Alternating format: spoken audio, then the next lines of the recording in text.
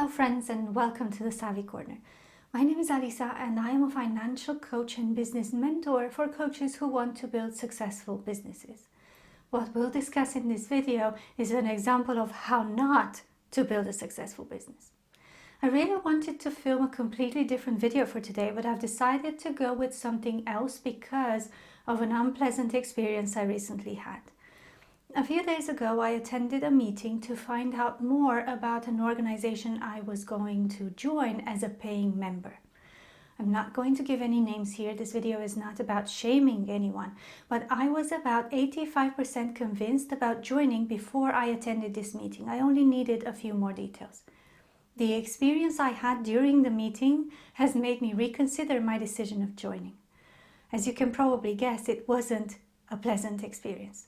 In the first few minutes, my opinion of this organization changed, and I realized that as a potential buyer, it was very important for me to see that the image this organization was portraying online was consistent with the experience someone has when they meet an existing member or when they attend a meeting like I did. And that is what I want to talk about in this video. The customer experience, why it's important, and how to make sure it doesn't accidentally push your potential clients away.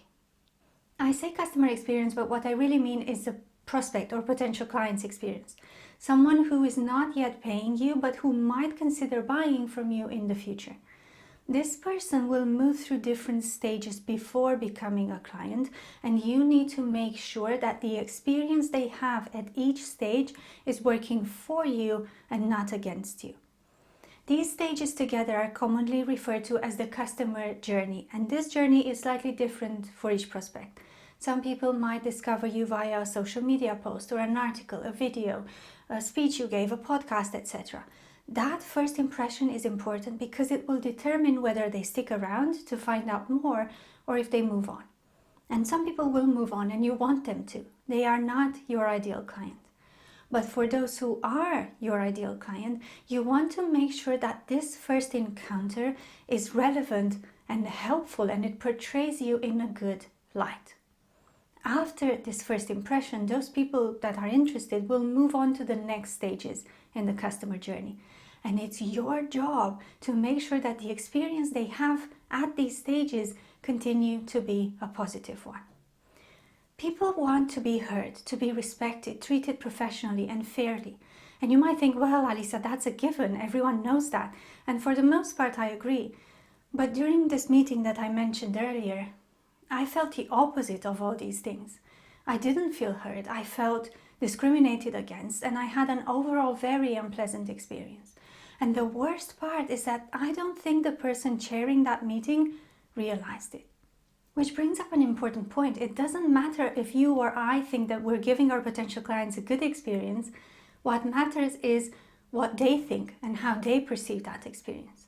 And the damage that can be done to our reputation if we make a mistake, even without realizing it.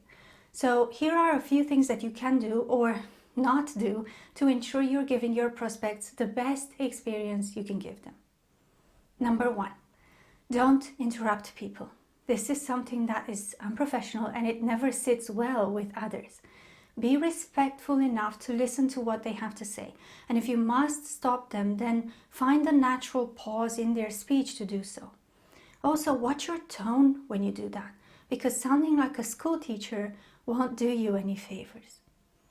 Number 2, don't make any assumptions. Sometimes we have unconscious biases that we're not aware of.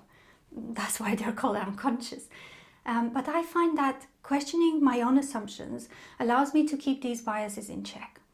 Sometimes asking a question is better than continuing a conversation based on a false assumption. Let's take the example of assuming a prospect cannot afford your services based on the fact that they are unemployed or something similar. If you have a conversation holding that assumption, you will probably treat them in a very different way than you would if you thought that they can afford to pay you.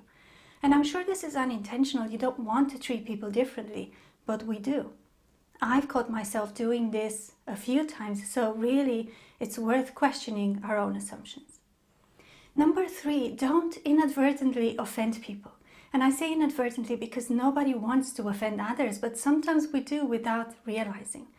A simple example that comes to mind immediately for me when I think of this is saying, "Your English is very good," to someone whose English is not their first language.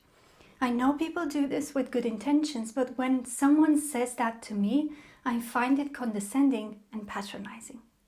Number 4, don't put people on the spot, especially if you are in a group setting. It can be very unpleasant for someone to have all eyes on them, especially without prior warning or consent. Also, I find it annoying when I participate in online meetings and I am not told in advance that the meeting will be recorded. Then on the call, the facilitator asks, "Is it okay to record this?" And what am I going to say? No, after everyone is already nodding their heads that it's fine. Don't get me wrong, I don't mind meetings being recorded, but I think the professional thing to do is to let people know in advance. Number 5, there is a fine line between sarcasm and rudeness. Sometimes it's tempting to respond in a sarcastic way to someone who maybe left a nasty comment, for example.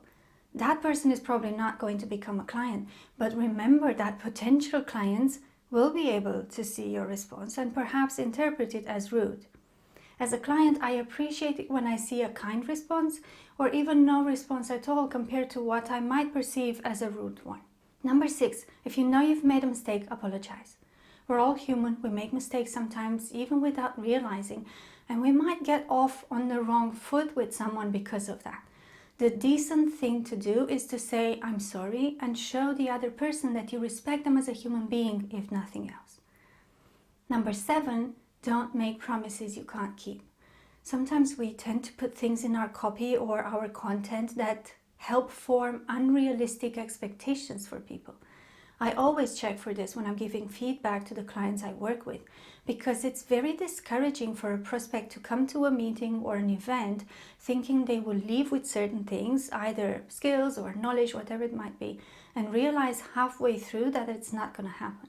They will lose their trust in you, and whatever credibility you've built up until that point will immediately go down for them.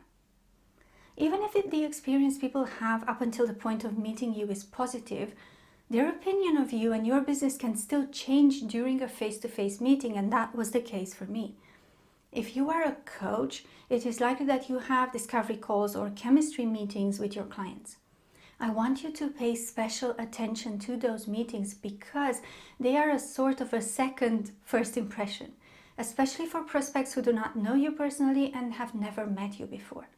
I have an entire video on how to conduct an effective discovery call, and I encourage you to watch that video with this one together to make sure that the experience you offer in that meeting is working for you and not against you. That's all I have for you today. If you like this video, please give it a thumbs up, subscribe, and hit the notification bell so you don't miss any future videos. Thank you so much for watching. I'm Alisa, and I'll see you in the next one. Bye.